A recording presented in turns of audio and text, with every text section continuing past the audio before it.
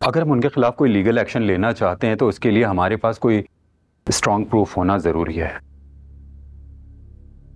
कोई audio, video, emails, कुछ भी ऐसा जो हम उनके खिलाफ कोर्ट में इस्तेमाल कर सकें।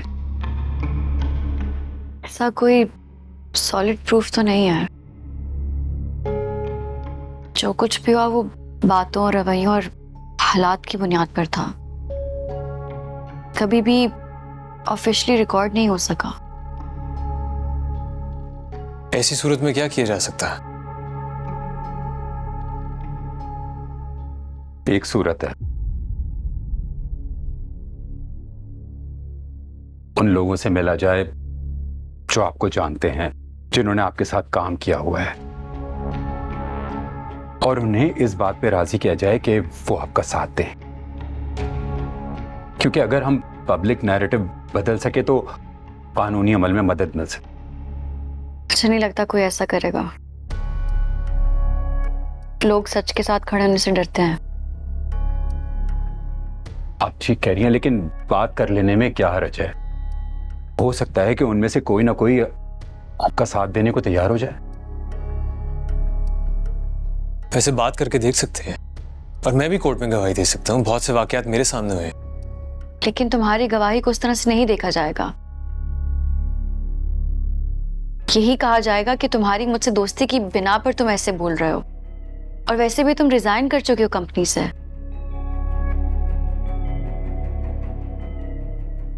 जरना ठीक कह रही हैं, क्योंकि जिन लोगों के सामने भी ये वाकयात हुए हैं उनका टेस्टिमनी बहुत अहमियत रखता है। ये कम या ज्यादा वाला मामला नहीं है। आपके पास कुछ तो ग्राउंड्स होने चाहिए ना, जिसकी बुनियाद पे आप कोर्ट में केस को फेस कर सकें।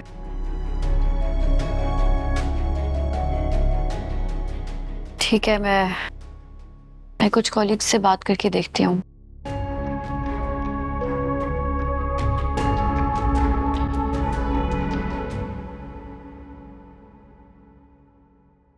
माम, तुमने कल का सीन मिस कर दिया।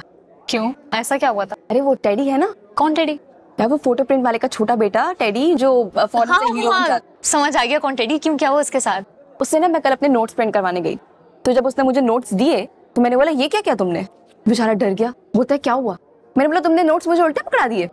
तो नोट्स लेके कहता है ये सीधे तो है। फिर मैंने उसको वापस दिए। मैंने बोला ये देखो उल्टे नोट्स हैं। उल्टे नोट्स दे दिए मतलब क्या? यार उसने ना मुझे नोट्स अपसाइड डाउन दिए थे तो सीधे ही, बट वो पागल है, मान गया। झूठ बोल रही है ये। तुम खुद सोचो को इतना डम कैसे हो सकता है? अरे वो है इतना डम। उसने मुझसे जब पैसे मांगे तो मैंने उसको बोला पागल हो गया, उल्टे नोट्स के पैसे कौन देता है? मान गया वो? हाँ।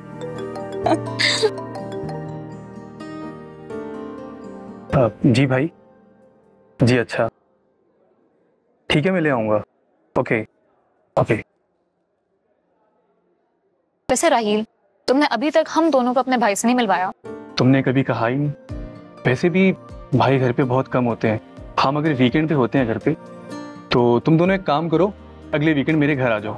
हम क्या उनके दर्शन करने आएंगे? भाई पिज्जा वगैरह मंगवाओ, हम तो सिर्फ तभी आएंगे। चलो डन, अगले वीकेंड फिर मेरे घर। आई एम सॉरी गाइज, लेकिन अभी घर में जिस तरह की टेंशन है ना, मेरा बिल्कुल भी ये पार्टी वगैरह का दिल नहीं चाह रहा। मैं नहीं आ सकती। माहम, तुम खुद ही तो कहती हो बुरे वक्त को अच्छा बनाना जरूरी हो जाता है। आई नो, मगर मगर कुछ नहीं, टेंशन मत लो, सब ठीक हो जाएगा। ओके? बस अगले वीकेंड तुम लोग मेरे घर आ रहे हो। Yes done. कौन सा पिज्जा खिलाओगे?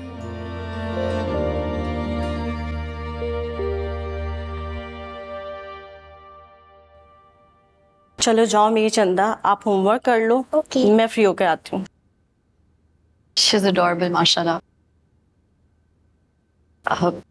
सिमा, दरअसल हम यहाँ इसलिए आए थे कि तुम जानती तो हो सिविजन और मेरा क्या मामला चल रहा है। हाँ, मगर तुम्हें पता है मैं शुरू से इन बातों में नहीं पड़ती। हाँ, लेकिन सिमा, तुम जानती हो कि नबील किस किस तरह की बातें करता था। अगर तुम... वो तो नबील की आदत है, सभी को उठते बैठते कुछ ना कुछ कहता रहता है। एग्जैक्टली, इसलिए हम चाहते हैं कि तुम कोर्ट में हमारा साथ दो। तुम भी तो जरनाब का साथ दे रहे थे, तुम्हें तो उन्होंने निकाल दिया। उन्होंने नहीं निकाला, मैंने रिजाइन किया है। वो चाह रहे थे कि झूठ में मैं उनका साथ दूं और मैं ऐसा नहीं कर सकता था। देखो अहमद, तुम्हें शायद घर बार की फिक्र ना हो, तुम ऐसा कर सकते हो। मैं अपनी बच्ची को पाल रही हूँ, ना घर वालों का सपोर्ट है ना शौहर का।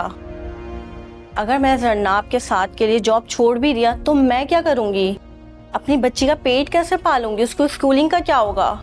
अगर मैं इधर उधर ख्वारी करके जॉब देख भी लूँ, तब तक मैं और मेरी बच्ची क्या करेंगे?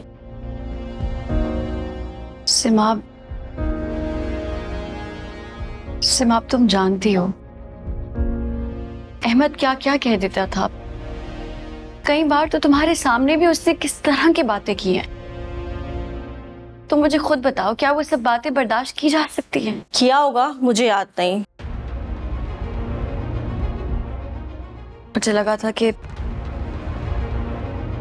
तुम मेरी मदद करोगी। तुम्हारा साथ देने का मतलब है जॉब से हाथ धो बैठो।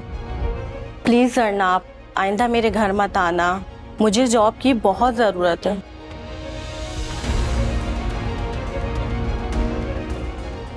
अल्लाह हाफ़िज़।